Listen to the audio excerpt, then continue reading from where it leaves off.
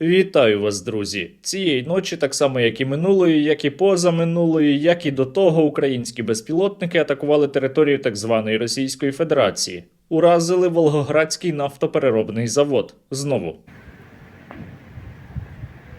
Глянь, видела? Бах. Российский нефтяной сектор работает устойчиво. У якості приємного бонуса подох іще один росіянин внаслідок роботи російської протиповітряної оборони у Волгограді. Дом прилетел на с стороны. І ви не подумайте, я не жартую, навіть самі російські пропагандисти визнали, що він подох, оцей росіянин, внаслідок російської роботи ППО. В Волгограде, к сожалению, при сбитии беспилотников не обошлось без жертв. У той самий час Владимир Путін знову, вже вкотре, вирішив вдатися до ядерних погроз на адресу Сполучених Штатів Америки та сказав, що так звана Росія готова буде провести ядерні випробування і зробив відповідні доручення. И внести согласованные предложения о возможном начале работ по подготовке испытаний ядерного оружия. Щоправда, дуже швидко так звана Росія дала задню, але це окрема тема для обговорення. А зараз я закликаю вас задонатити на наш великий збір на Покровський, Костянтинівський і в цілому весь південно-донецький напрям «Дронвестиція». Нагадую, що за донат від 300 гривень ви можете виграти квартиру, тому долучайтеся. Продовжуйте донатити. Ваша допомога збільшує нашу русофобію. Поки нам обіцяють ракети «Томагавк», дрони працюють уже. Тому долучайтеся до зборів на FPV-дрони. Ми зібрали вже майже 30 мільйонів гривень із 50 потрібних. Не вистачає саме ваших 2 гривень. Закидуйте на збір. Посилання на нього я лишаю в описі до цього відео. І ще там поруч є кнопка підписатися на мій канал, натискайте її. Варто відзначити, що цієї ночі, окрім удара по Волгоградському НПЗ, була також атака дронів у місті Волгореченськ, це Костромська область так званої Росії. Бабах, блядь.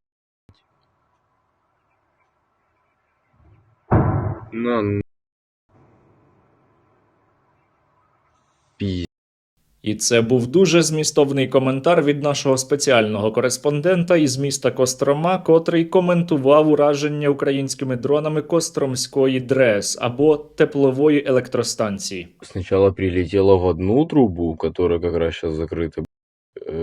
Сначала туда, потом где вообще все трубы находятся сами. За попередніми даними, дрони уразили газорозподільчий майданчик цієї електростанції. Вона, до речі, є однією із найважливіших на так званій Росії і третьою неатомною електростанцією за обсягами виробництва електроенергії. Костромская ГРЭС – одна из самых крупных и технически совершенных тепловых электростанций России. Костромская электростанция – это гордость российской энергетики, крупнейшая из тепловых станций в Европе.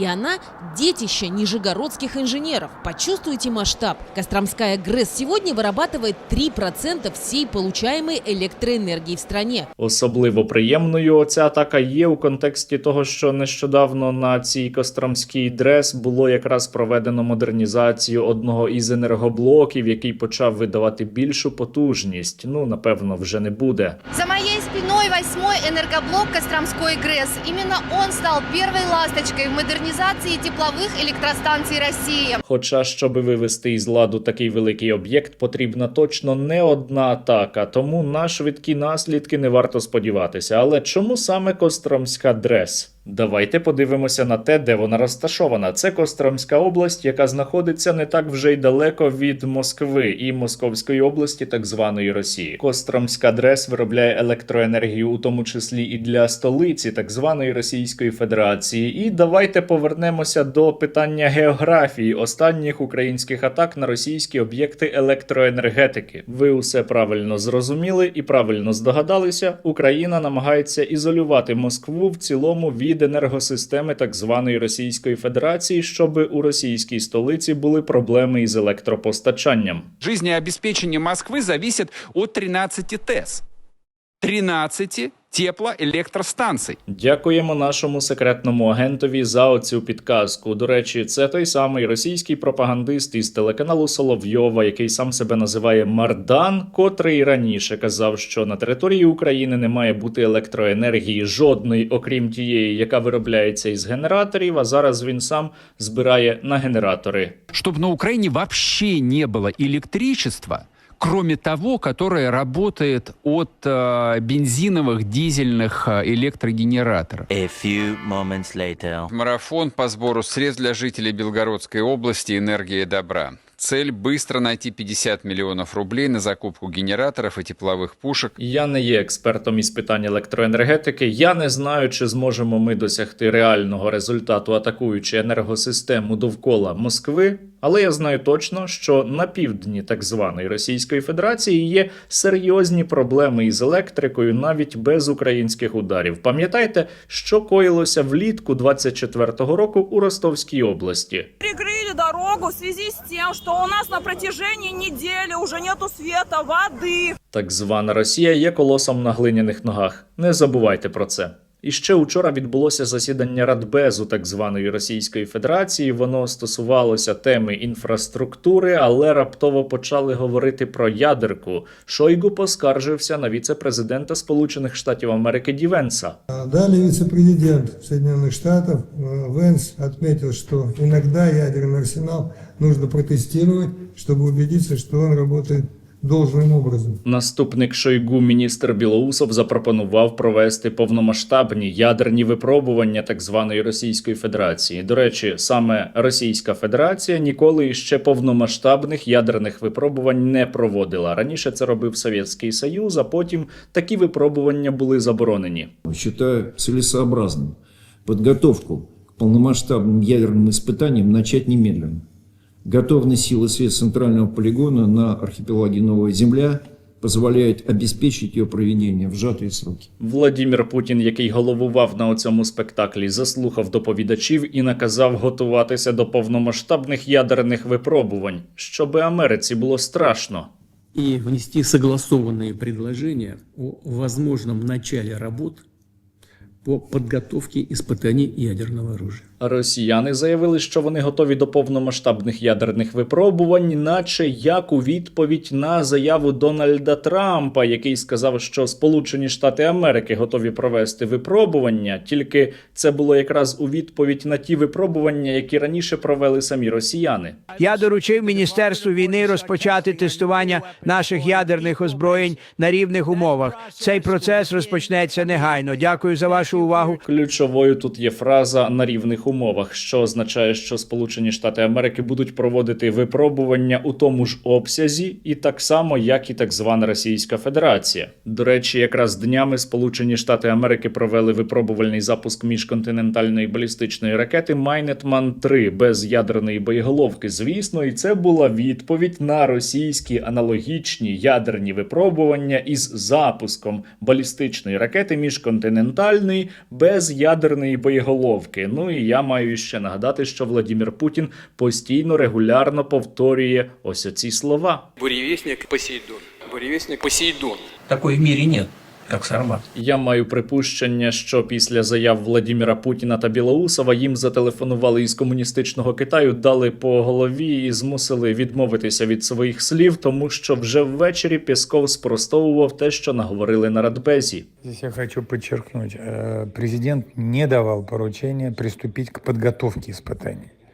Президент поручил проработать вопрос о целесообразности начала подготовки к таким испытаниям. Конкретных сроков сейчас не ставилось. Загалом же Владимир Путін явно обрав хибну стратегію щодо Дональда Трампа у частині залякування Сполучених Штатів Америки, тому що це працювало із Байденом, це могло працювати із Обамою, але це точно не працює із Трампом. Завуальовано погрожуючи Трампу ядеркою, росіяни нариваються тільки на дзеркальну відповідь з боку американського президента, і нас із вами це цілком влаштовує. А поки двоє дідів сперечалися щодо ядерки, справжня ядерка сталася у тимчасово окупованому Донецьку. Завдяки бойовій роботі ракетних військ та артилерії та сил безпілотних систем було знищено склад із шахедами, і це прекрасно.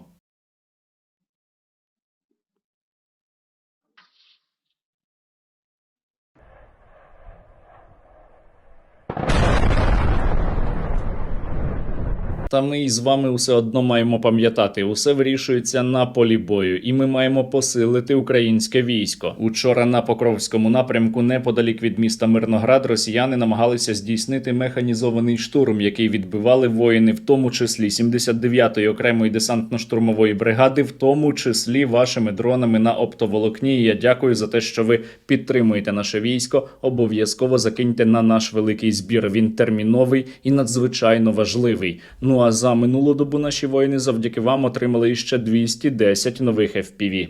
Батальйон безпілотних систем Шершні-Довбуша 68-ї окремої ягерської бригади дякує спільноті Стерненка за надані 70 дронів «Русопад». Ці дрони допоможуть нам виконувати бойові задачі на Покровському напрямку. Продовжуйте донатити. Ваша допомога збільшує нашу русофобію. Слава Україні! Героям слава! 68-ма окрема єгерська бригада, батальйон безпілотних систем Шершні Довбуша дякують спільноті Стерненка за надані FPV-дрони. Ці 50 дронів будуть якісно виконувати своє бойове завдання на Покровському напрямку. Поки нам обіцяють ракети «Томагавк», дрони працюють уже. Тому долучайтеся до зборів на FPV-дрони. Слава Україні! Героям слава! Бажаю міцного. Ми воїни 5-ї важкомеханізованої бригади. Хочемо подякувати спільноті Стерненка за надані 20 FPV-дронів, які допоможуть нам ефективніше нищити нашого ворога. Долучайтесь до зборів. Слава Україні! Героям слава! Ситуація в цілому на південно-донецькому напрямку надзвичайно важка, і ми маємо дуже багато різних запитів від наших воїнів на оптоволоконні, на звичайні дрони, на зенітні FPV. Ми не можемо їм відмовляти, ми маємо усім допомогти, тому я прошу вас закинути по 2 гривні, долучатися до нашого збору і підтримувати Сили безпеки та оборони України.